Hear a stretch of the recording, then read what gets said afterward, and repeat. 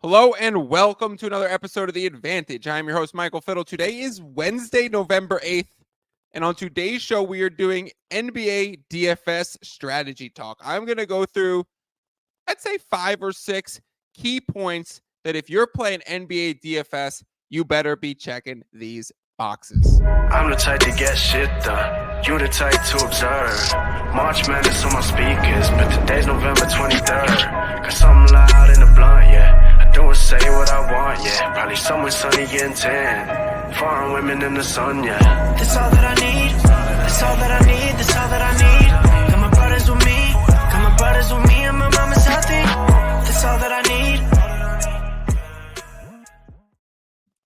All right, everyone. Hello. Welcome in. Like I said, today is Wednesday, November 8th, and probably right off the bat, you're thinking, Wednesday normally means an NBA slate breakdown podcast for Mike, and that's not what we're getting today. And the reason for that, quickly, before we dive into some DFS strategy talk, is because I don't have any bets placed myself, and I really don't see any value through this slate. So I could get on a podcast and go through each game and tell you how I have no bets, no real leans, not really strong market indicators. But what would be the point of that? So let's switch it up a bit. You guys know, and if you don't know, you better know, I have a private every Wednesday DraftKings DFS contest going. It is $1 a week. You can choose to compete or sit out any given week. You're only paying the $1 on the weeks you choose to compete. And come build up a little community and play DFS against me. Then take your lineups once you've gained some skills into some other contests. But we're going to go through some strategy for what to do and how you can beat me at my own game. Actually, most of this strategy is going to be for cash contests. We'll differentiate between the two as we go through it. And when you play against me, we're doing like a little GPP tournament style where it's probably like 10 or 15 people playing for $1, and maybe it's winner take all or top 2 win. We've been switching it up every week. So get in there. I will tweet out the private DraftKings link. I will put it in this episode so you could click the link in the show for the private DraftKings DFS leagues for all Fiddle Picks followers, the Advantage listeners, people who subscribe to the Fantasy Basketball International podcast feed, YouTube channel, or in their Discord. If you have checked any of those boxes, you are invited to this DFS league. There is about 15 or 20 of us right now. I'm trying to get it to grow so we get a solid 50 and maybe 25, 30 competing any given week. But come compete against us. Click that link in the description and use these 5 strategy tips to make sure you are taking us on and coming full strength. Okay. The first and most obvious one is be available at Slate Lock. The NBA is notorious these last few years, specifically since COVID, with the new rest era in the NBA, with the load management, the player empowerment, whatever you want to call it. The result for DFS players is a lot of players become late night scratches, a lot more questionables, a lot more fantasy players with IL plus slots being used and taken advantage for streaming purposes. So you are probably aware about how crazy the slate gets about an hour before lock. You need to be locked in at that time so that you could get the right pieces into your lineup before it's too late. If you get a random alert that Halliburton is resting on the second leg of a back-to-back and it comes an hour before the game, then you need to be pivoting and putting some other Pacers guys in your lineup. Specifically, that's a great team because they pump out stats and score like 125 points every single game. If you look at the 76ers' first home game this season, we had Joel Embiid expected to rest until about 30, 45 minutes before he was announced as he's going to play. So you absolutely, the number one thing for playing NBA DFS is you need to be available at Slate Lock. When the starting lineups are being announced and between the time these games are tipping off, you need to be available for news breaks and information. And you need to be able to pivot and understand what's going to happen. You need to know which one of your players are playing in the early games, which one of you guys are playing in the late games, who potentially, if an early game guy needs a replacement, you could switch him out for a late game player. So actually, the slate will lock in the early game. So if you have a late game player, then if he's scratched, you have other late game options. So just be aware of your pivot points. That's really the main thing. Be available at Slate Lock. Be tuned in to NBA Twitter, NBA starting lineups.com, ESPN's blurbs, Shams, Woj, those main guys who tweet all this stuff out. Follow the beat writers for the specific teams. Like, I know offhand, if I'm talking about the Phoenix Suns, I'm going to Dwayne Rankin's Twitter right away. I know if it's Clippers, I'm going to Om Youngmisuk's Twitter right away. So you want to have those things sorted, know who to look at, know which information to get. I mean, you could even follow some fantasy basketball feeds and they'll just tweet them all out for you. So get those in before Slate Lock and make the right adjustments in real time. Always be willing to take guys who are going to have starters minutes and play them. The next thing that we need to make sure is very, very, very important. It's not even about picking the right players. It is just general bankroll management and contest choice. This would be point number 2, is picking the right contest to enter and using your bankroll appropriately. If the majority of your bankroll is being used in DFS tournaments where you're trying to hit big, you are akin to the people that I scream at on this very podcast to stop submitting parlays and play straight bets. Get into cash contests. Get into 50-50s, get into head-to-heads, and get into hundos. Hundos. Hundos. I will go through why those 3 specifically right now. If you are in a cash contest, you are not shooting for the moon. You have a higher return rate. You've simply, if you're in a 50-50 or head-to-head, you simply double up. Hundos kind of split the difference between tournaments and cash games. They pay out the highest percentage of money collected. So if you're playing in one of these Millie Maker tournaments and submitting $15 for the entry fee, and yeah, you might win $1 million if you come in first place, the house is probably taking like a 15% cut of your money and everyone's money right off the bat. When you go into a hundo contest, it's closer to 5%. So inherently, you want to compete in the contest where the house is taking the least cut. It's giving back to the bettors, to the players, the most money. You have the highest returns in the games that if they collect 100, they pay out 95. That should be pretty self-explanatory. I like 50-50s the most. You can also do head-to-heads. But the main point is if you're playing like for $20, what I don't like doing is putting that $20 into one head-to-head contest or one 50-50 contest.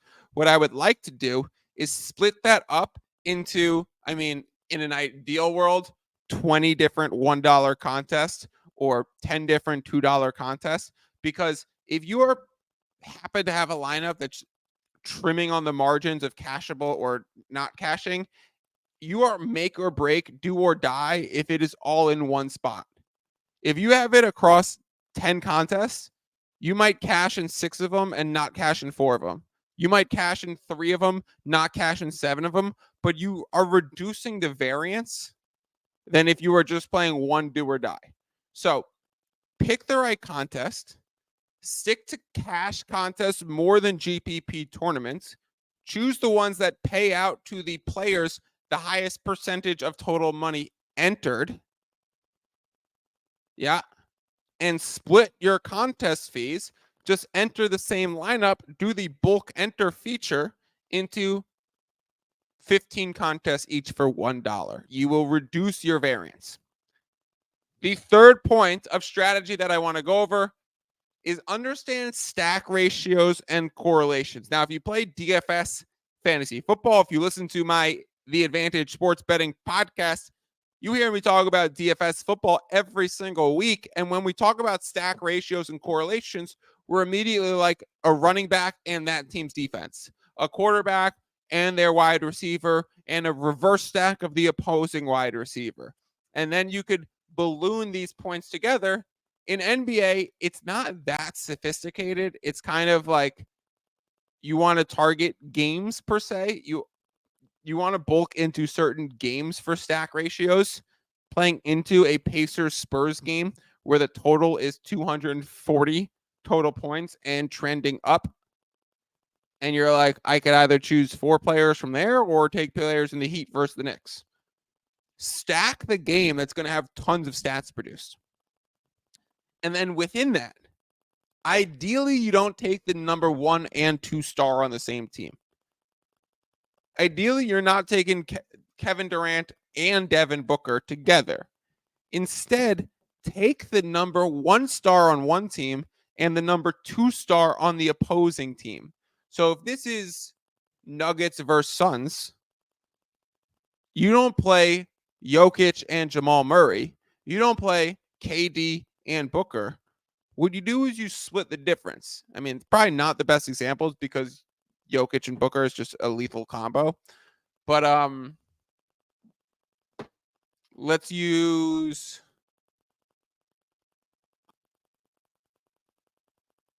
the Lakers, and they have a clear top 2. And who else is and the Celtics. The Lakers are playing the most classic rivalry in NBA history. The Lakers are playing the Celtics, and you have a choice between LeBron, AD, Tatum, and Brown. Take Tatum and AD. Take LeBron and Tatum. Choose 1 and 1, because your goal and your hope is that you choose the right one on each team that becomes the stats leader for their team. Now, it is possible that both LeBron and AD produce so many more stats and they both end up with more fantasy points than either of anyone on the opposing team. Of course, that's possible. That's generally not what happens. You generally have 1 star on each team, do a ton of things, especially in high-scoring games, where if you can hit right, maybe one of them's the second most priced player, third most priced player, and you could do an opposing stack within the same game. I love that. So understand stack ratios and correlations. Opposing player is better than pairing a team's 1 and 2.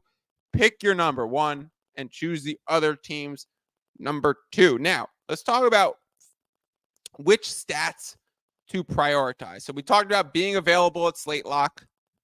We talked about bankroll management, contest choice.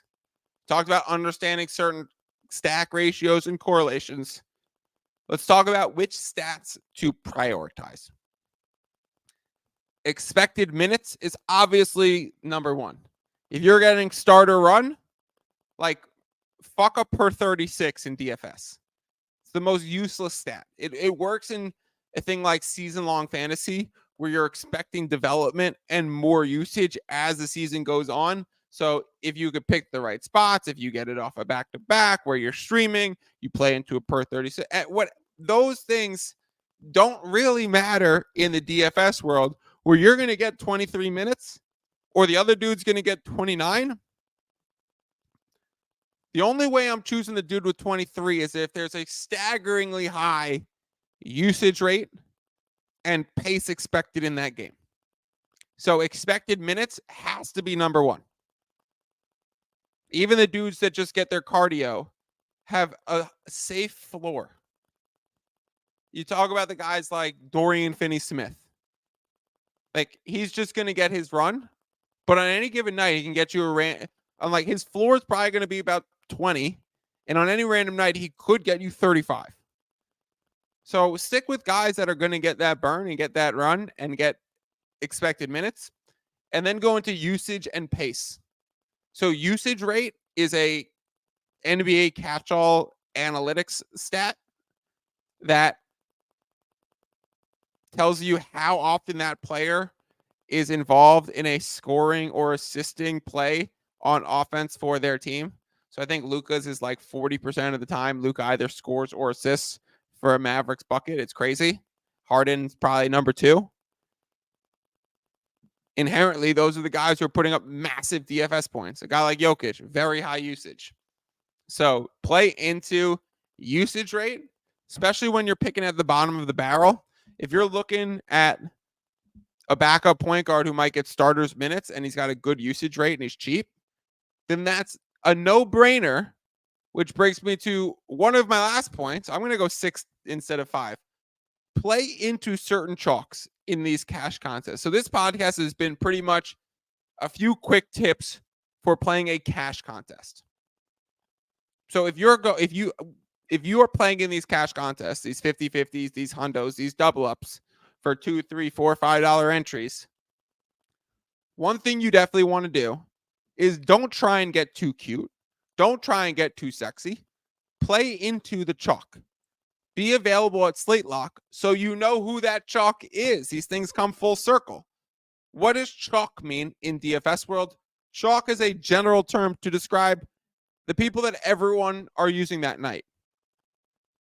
So like a guy like Jordan Hawkins recently for NBA DFS with the amount of injuries that the Pelicans have dealt with, and Hawkins has been getting big minutes and shooting a lot of shots.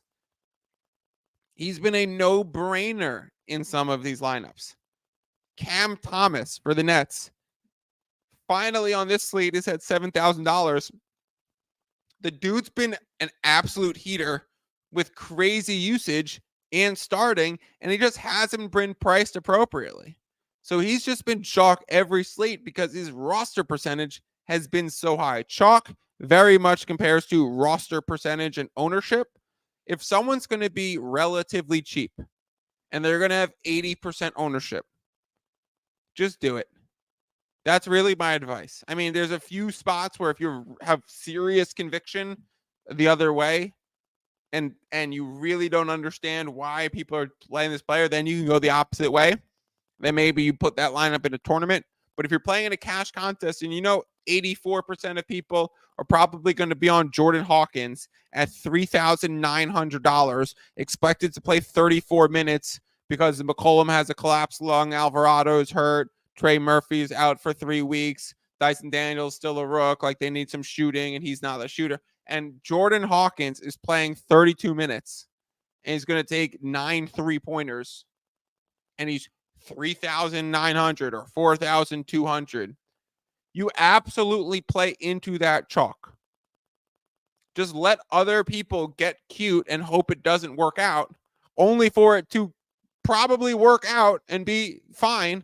And you've eliminated, if he's played by 84%, you could just say 16% of you have gone by the wayside for not taking a cheap option that's just easy because you only need to be in the top 50-50. So getting cute and trying to beat 16% of the field doesn't do you any good when that's not the comp. You don't need to be top 15%. You need to be top 50. So hang with the boys in the 80s. Let other people get cute around you and just stick to the script. Play some chalk. Play who everyone else is playing in these ownership projections. Stack together a pretty standard lineup.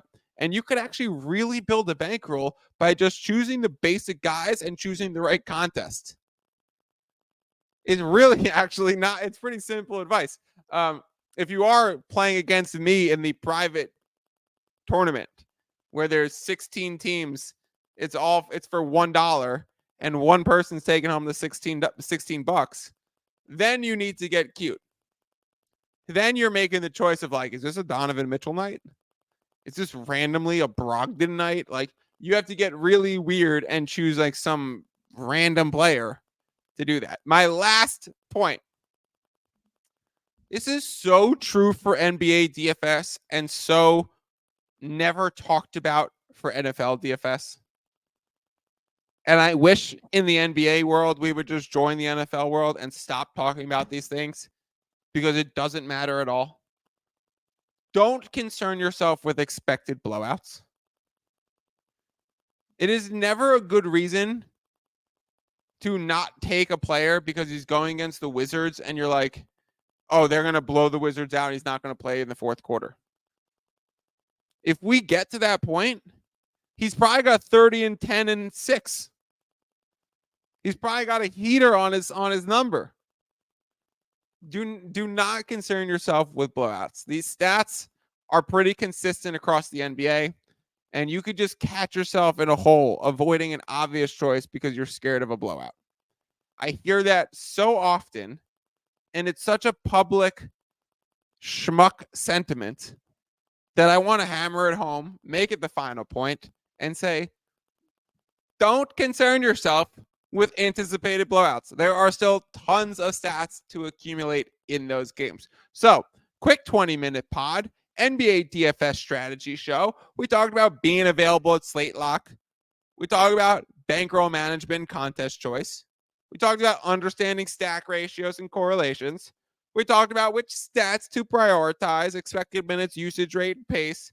We talked about playing into chalk in certain spots, especially in cash contests, and what chalk is. It means those 80% usage guys, those 75%, that's 66% usage guy.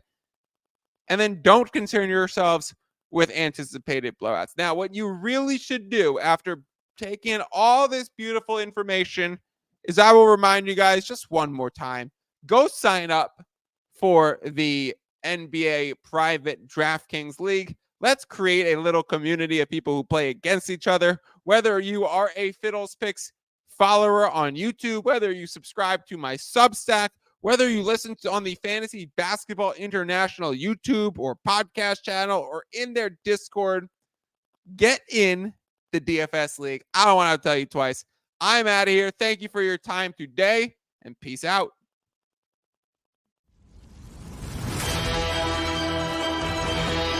You just listened to another episode from the Fantasy Basketball International Podcast Network. Thanks for joining us. And for more information about joining our community, please check out our website at fbibasketball.com.